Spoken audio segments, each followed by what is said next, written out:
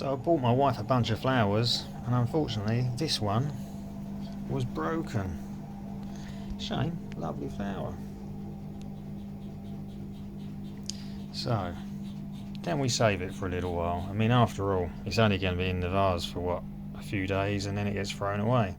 So, what can we do?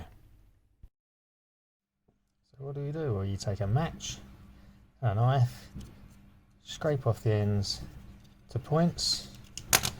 You then insert that down into there like that, and then push that.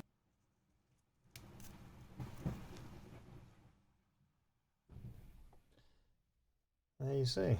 Now the flower head stays on the stem. It may even suck up some water, and it can go back in the vase with the other flowers. Fix It Fallows, Fix It Fallows Florist